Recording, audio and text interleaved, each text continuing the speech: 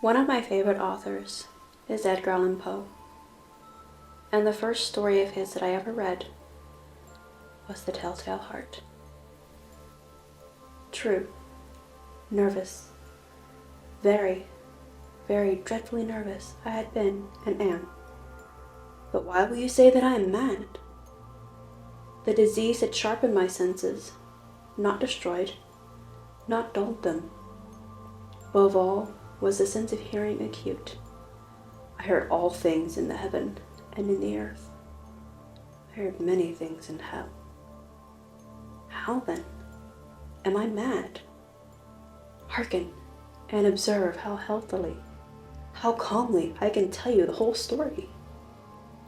It is impossible to say how first the idea entered my brain, but once conceived, it haunted me day and night. Object, there was none. Passion, there was none. I loved the old man. He had never wronged me. He had never given me insult. For his gold, I had no desire. I think it was his eye. Yes, it was this. He had the eye of a vulture, a pale blue eye with a film over it. Whenever it fell upon me, my blood ran cold, and so by degrees, very gradually, I made up my mind to take the life of the old man and thus rid myself of the eye forever. Now this is the point. You fancy me mad. Madmen know nothing.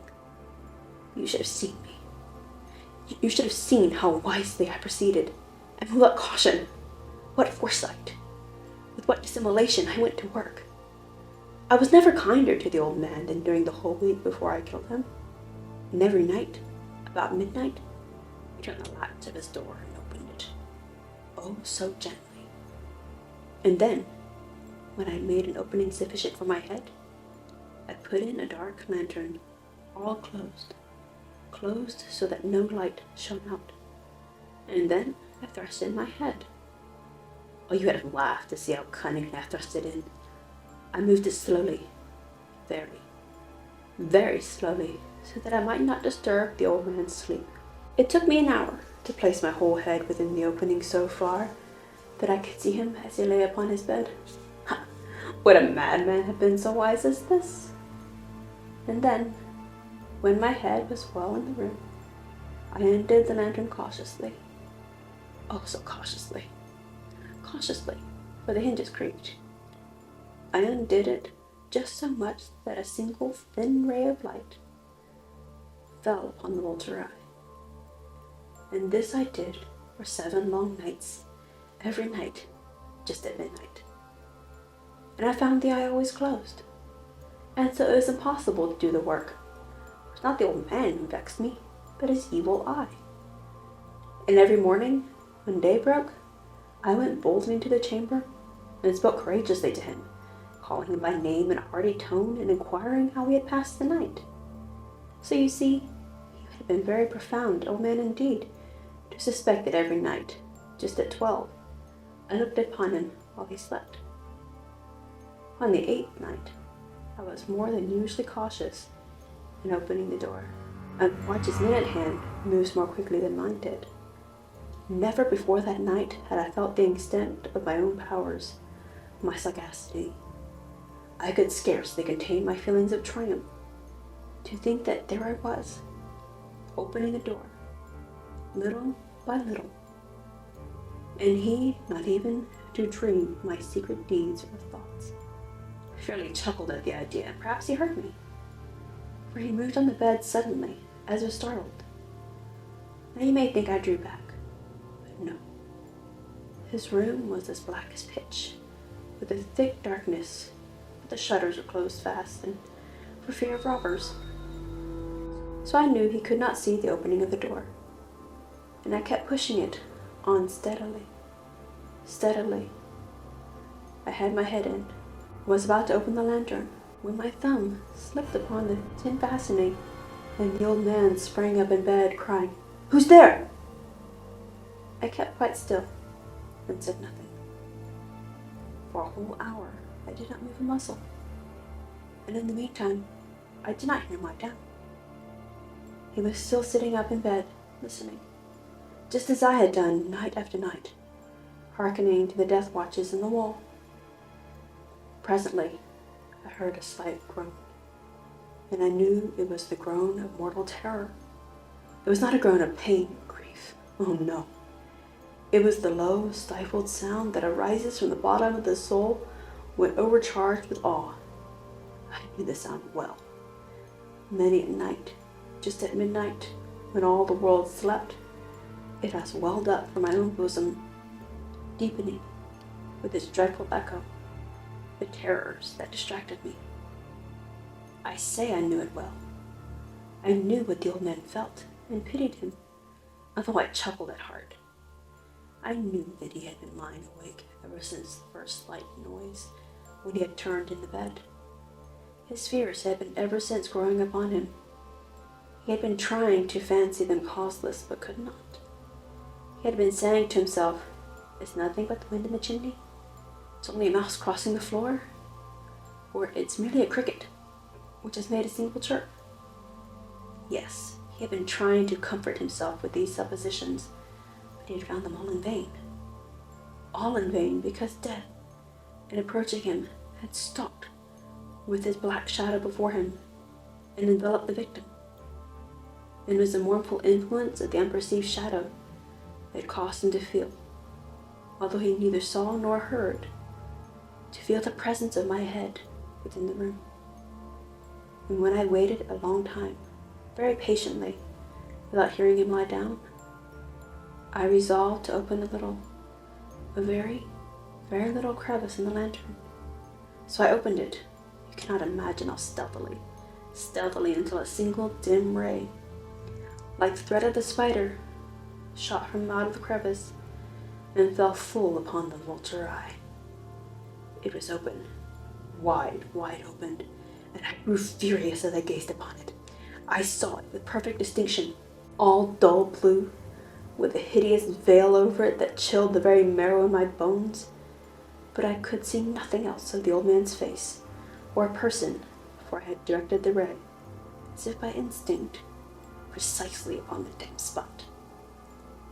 And have I not told you that what you mistake for madness is but over acuteness of the senses? Now I say, there came to my ears a low, dull, quick sound, such as a watch makes when enveloped in cotton. I knew that sound too. It was the beating of the old man's heart. It increased my fury, as the beating of the drum stimulates the soldier into courage. But even yet I refrained and kept still. I scarcely breathed. I held the lantern motionless. I tried how steadily I could maintain the ray upon the eye. Meantime, the hellish tattoo of the heart increased.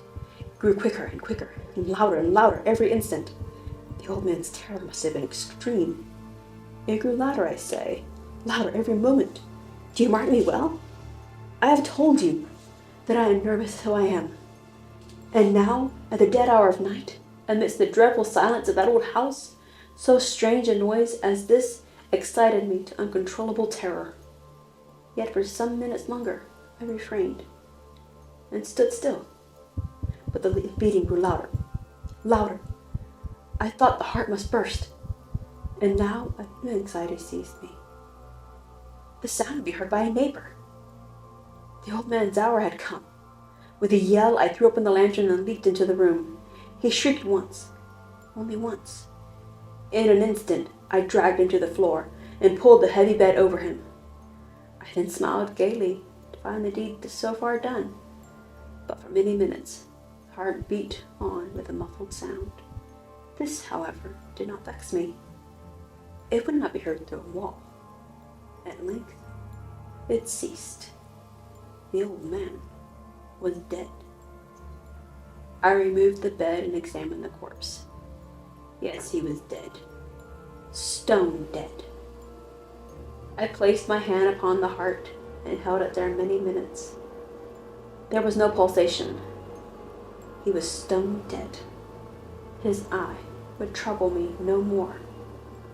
If still you think me mad, you will think so no longer when I describe the wise precaution I took for the concealment of the body. The night waned, and I worked hastily, but in silence. First of all, I dismembered the corpse. I cut off the head, and the arms, and the legs. I then took up 3 planks from the flooring of the chamber and deposited all beneath the scantlings. I then replaced the boards so cleverly, so cunning, that no human eye, not even his, could have detected anything wrong. There was nothing to wash out, no stain of any kind, no blood spot whatsoever. I'd been too worried for that. A tub had caught it all. And when I had made an end of these labors, it was 4 o'clock, still dark as midnight. As the bell sounded the hour, there came a knocking at the street door.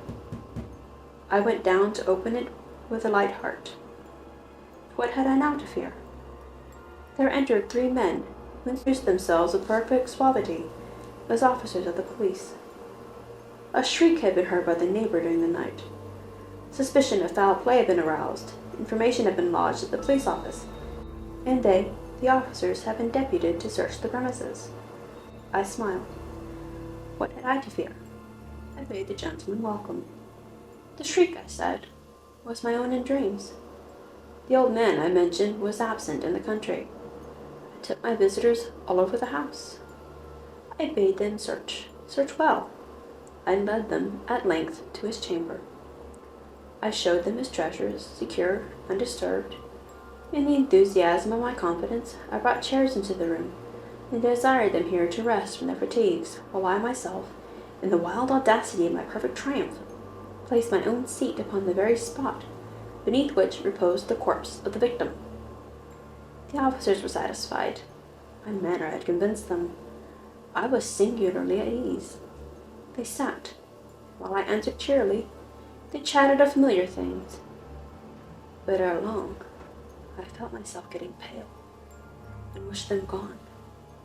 My head ached, and I fancied a ringing in my ears. But still they sat, and still chatted. The ringing became more distinct. It continued. It became more distinct. I talked more freely to get rid of the feeling. But it continued, and gained definiteness, until at length I found that the noise was not within my ears. I talked more quickly, more vehemently, but the noise steadily increased. I arose and argued about trifles in a high key with such violent gesticulations, but the noise steadily increased. Why would they not be gone? I paced the floor to and fro with heavy strides, as if excited to fury by the observations of the men, but the noise steadily increased. Oh God, what could I do? I foamed, I raved, I swore. I swung the chair upon which I had been sitting and grated it upon the boards, but the noise arose over it all and continually increased. It grew louder, louder, louder, and still the men chatted pleasantly and smiled. Was it possible they heard not? Almighty God, no, they heard, they suspected, they knew, they were making a mockery of my horror. This I thought, and this I think. But anything was better than this agony. Anything was more tolerable than this derision. I couldn't bear to have those hypocritical smiles no longer. I felt that I must scream or die. And now, again, hark, louder, louder, louder, louder. Villains, I shrieked, dissemble no more. I admit the deed. Tear up the planks. Here. It is the beating of his hideous heart. I hope you enjoyed that story. It has been one that I have loved for many years. Bye.